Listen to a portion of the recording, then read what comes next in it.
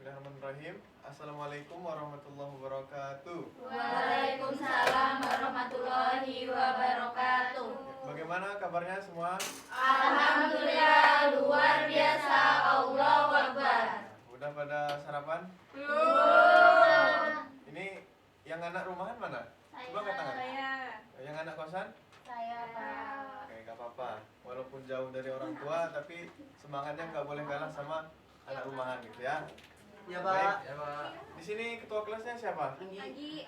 Anggi. Oke. Untuk Anggi, mohon untuk dipimpin doa dulu ya. Iya, Pak. Baru kita belajar. Silakan. Baik teman-teman, mari kita berdoa menurut agama dan kepercayaan kita masing-masing. Berdoa mulai. Berdoa selesai. Oke. Ya, Bapak ucapkan terima kasih kepada Anggi ya. Dari beberapa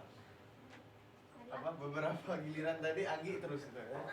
Oke, jadi di sini Bapak akan mengabsen kehadiran siswa-siswa tersayang Bapak ya. Margo Wibowo hadir? Hadir Pak. Hadir. Aditya Nur Rahman? Hadir. Rosdina Bilaranti? Hadir Pak. Hadir. Terus Kurnia Pradilawati? Hadir Pak. Anggi Destasari? Hadir Pak. Hadir. Nur Payatun Hasanah? Hadir Pak. Lopa Julia Putri? Hadir Pak. Nyanyi Konita Sempira? Hadir. Putri Ayu Nandawati? Ini bawa aja ya. Putri Ayu Nandawati hadir? Oke. Putri Salsabila? Hadir. Kris Dayanti? Wah, ini namanya kayak nama Artis nyanyi. bukan saya yang bilang artis ya. Wanda Gita Cahyani? Hadir. Berarti hadir semua ya? Iya Pak. Baik. Oke, sebelum kita masuk di materi kita, Bapak di sini akan menjelaskan sedikit tujuan pembelajaran kita. Oke, jadi tujuan pembelajaran kita yang pertama yakni mengetahui beberapa konsep tentang teori masuknya Islam di Indonesia. Kemudian yang kedua yakni menjelaskan tentang teori masuknya Islam di Indonesia. Kemudian yang ketiga yakni menggunakan konsep yang dipelajari sebagai salah satu cara untuk melakukan pengamatan dan mengidentifikasi berbagai peristiwa bersejarah. Nah, kebetulan pada kesempatan kali ini juga Bapak menggunakan model pembelajaran discovery learning ya. Jadi yang seharusnya paling aktif itu siswanya bukan bapaknya gitu. Oke. Di sini ada yang tahu apa materi yang akan Bapak sampaikan? Teori Islam Indonesia. Oke. Sebelum saya masuk di bagian pembahasan, teman-teman semua pasti telah pernah mendengar yang namanya teori masuknya Islam di Indonesia. Iya, Ya. Di sini ada yang bisa menyebutkan ada berapa teori masuknya Islam di Indonesia? Ada 4. Ya, apa yang pertama? Teori Makkah, Yang pertama teori Mekah, teori Persia, teori Cina, China, teori Benggala, India. India. Yakin? Iya. Oke. Betul. Kasih tepuk tangan buat kita. Oke. Jadi kita masuk saja ke dalam pembahasan ya. Oke, yang pertama yakni teori Gujarat, teman-teman sekalian. Ya, jadi teori Gujarat ini merupakan teori yang memang bukan teori yang baru lagi ya. Artinya memang sudah sejak lama teori ini sudah muncul, dan teori ini juga diorientaliskan oleh seorang tokoh Belanda yang bernama Snoeckhoorn. Ia menyatakan bahwa agama Islam itu masuk ke Nusantara pada abad ke-13. Nah, pertanyaan Bapak, di sini ada yang kelahiran abad ke-13? Enggak, Pak. Nggak ada. Bapak ya. Oke, berarti Saya, Pak. oke, jadi intinya pada teori Gujarat ini pada abad ke-13 Masehi itu para pedagang dari Gujarat India membawa Islam ke Nusantara gitu. Oke. Kemudian yang kedua yakni teori Mekah. Teori Mekah ini digagas oleh Buya Hamka. Siapa Buya Hamka? Ada ya, ada yang tahu Buya Hamka? Siapa Buya Hamka? Seorang ulama yang terkenal di Indonesia. Seorang ulama yang terkenal di Indonesia. Kalau Mas Adit? Seorang ulama yang kemudian dikenal oleh masyarakat Indonesia. Oke. Kalau untuk yang lain, Buya Hamka selain jadi ulama, adalah laki-laki yang beragama Islam. oke, laki-laki yang beragama Islam. Oke, karena melihat dari namanya Ya, Buya Hamka. ya. Oke, semuanya benar ya, walaupun agak sedikit nyeleneh tapi benar. Buya Hamka ini menggagas teori Mekah dan kemudian beliau menyatakan bahwa proses masuknya Islam di Nusantara itu adalah langsung dari Mekah atau Arab. Kemudian teori Mekah ini juga menolak atau mengoreksi proses masuknya Islam ke Indonesia dari Gujarat. Nah, kemudian melalui pandangan Buya Hamka, atas teori Mekah ini Buya Hamka juga menolak teori Gujarat yang menjelaskan bahwa Islam masuk ke Indonesia pada abad ke-13 dan berasal dari Gujarat. Dan kemudian Buya Hamka menjelaskan bahwa teori Mekah yang ia cetuskan tersebut untuk mengoreksi teori Gujarat. Oke. Bapak ingin bertanya, antara teori Gujarat dengan teori Mekah, apa yang kalian ketahui tentang perbedaan kedua teori tersebut? Yang mengemukakan, Pak. Yang mengemukakan beda. Ya. Oke. Kemudian kesamaan waktu, ada yang tahu teori Mekah ini masuknya pada abad keberapa? Abad ke-7. Abad ke-7. Iya. Abad Kalau ke-7. Gujarat tuh 13. Ya. Oh. Mana yang besar? Abad Tiga ke-13. belas. Sama ada yang Eh, sama. coba dibaca lagi. Enggak, Gujarat yang 13 itu loh. Bapak baca sekali lagi ya. Melalui pandangan Buya Hamka atas teori Mekah ini, Buya Hamka menolak teori Gujarat yang menjelaskan bahwa Islam masuk ke Indonesia pada abad ke-13. Iya. Ya. Apa? Dari sini yang bisa kalian tangkap apa? Bahwa Buya Hamka itu nggak setuju kalau Oh, ini. iya. Setuju kalau Gujarat masuk ke abad 13. Nah, oke. Nah, jadi pada teori Mekah ini Islamnya masuk pada abad keberapa? Ke-7. Abad ke-7. Yakin? Benar. Ya, emang benar sih. Ya, jadi emang benar teori Mekah ini kalau bisa dibilang kalau untuk saat ini merupakan teori yang paling dibenarkan ya. Kalau untuk kalangan-kalangan ulama, mereka juga menganggap bahwa teori ini merupakan teori yang memiliki dasar yang begitu kuat karena dari beberapa bukti yang telah ditemukan mereka juga menemukan secara kasat mata. Ya, saya ambil contoh, dikisahkan dalam teori Mekah ini kan ada seorang sahabat Nabi yang bernama Sa'ad bin Waqqas. Beliau melakukan sebuah ekspedisi ke Nusantara hingga pada akhirnya beliau sempat mampir ke wilayah Nusantara. Itu kalau nggak salah namanya daerah Baros. Daerah Baros itu terkenal dengan daerah yang pemaaf ya, yang bisa daerah yang menghasilkan kapur barus.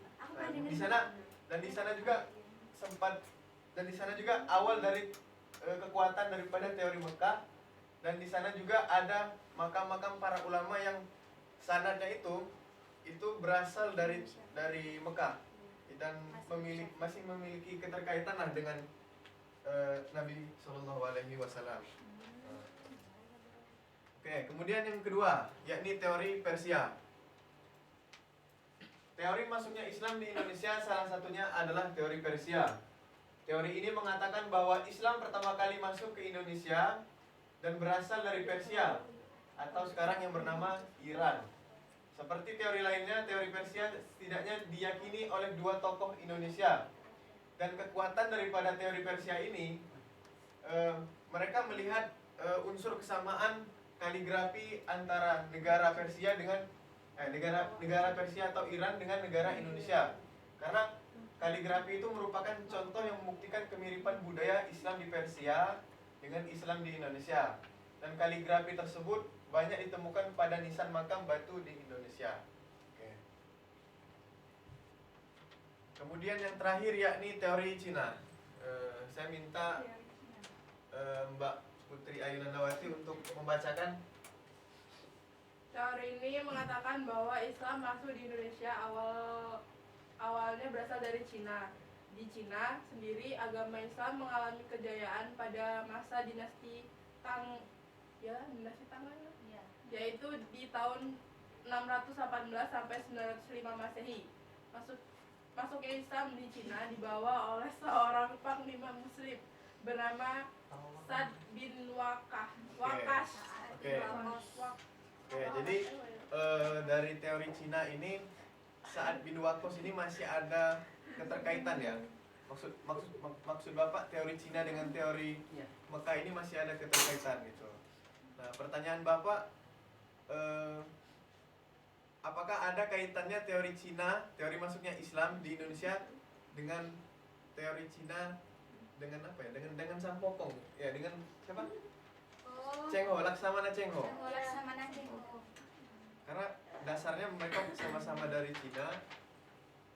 Kalau menurut kalian, Kemungkinan bisa jadi ada Pak, sama-sama Bisa jadi. Tiongkok. Karena kan di Sampokong namanya kan. Siapa sih kan? Iya. Laksamana Cheng Ho itu kan membawa agama Islam. Oke. Jadi intinya sama-sama berasal dari Cina dan kemudian Sama-sama ke Tionghoa. tempat yang sama dan tujuannya sama. Iya. Cuman mungkin yang menjadi dasar perbedaannya mungkin dari segi waktu lah ya. Oke. Oke, mungkin sekian kalau untuk penyampaian materi Bapak agak sedikit singkat. Mungkin Bapak ingin membagi kelompok. Oh, salah ya. Membagi kelompok. Jadi Bapak ingin membagi 4 kelompok, ya, pas lah 3 anggota. Banyak banget ini. Buat yang kecil nggak apa-apa. Lumayan berbanyak. Kasih waktu. Oke. Oke. Oke, ini Bapak mana tadi? Oh, silakan dibagi ya. Oke, jadi satu kelompok satu cukup. Jadi di sini ada 4 teori. Jadi Bapak di sini menentukan ini kelompok 1. Kelompok 1. Kelompoknya Mas Margo, kelompok 2. Kelompoknya Mas lagi. Mbak Putri Ayu itu kelompok 3 dan Ini yang kelompok lima, Pak? terakhir kelompok kelompok 4. Oh, Pak.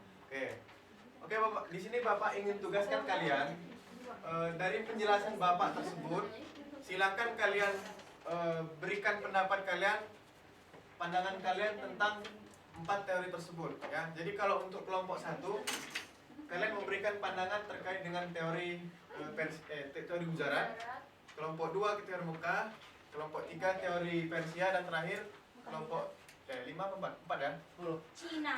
4 kelompok teori Cina. Silakan. Bapak kasih waktu 1 menit lah, cukup.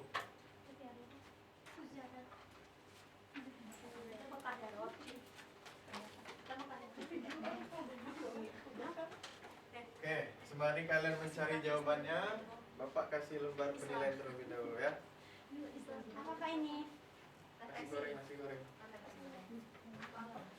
Goreng isi Allah.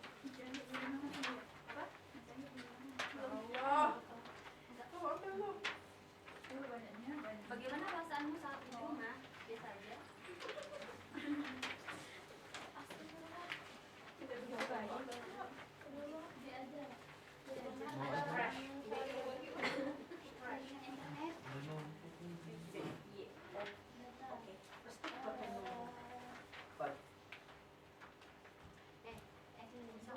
Oke, Bapak kira sudah cukup ya? Bapak tidak ingin menyuruh semua kelompok untuk bisa menyampaikan pendapatnya. Bapak ingin kelompok berapa ya? Kelompok 2 lah kayaknya, tentang teori tah. Coba saya minta dari kelompok 2 sama kelompok 4. Silakan.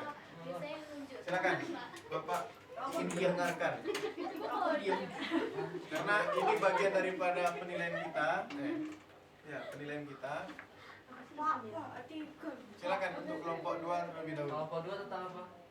Teori Mekah. Kelompok 4 Mbak. Cina. Sama Sampokong tadi Pak ya?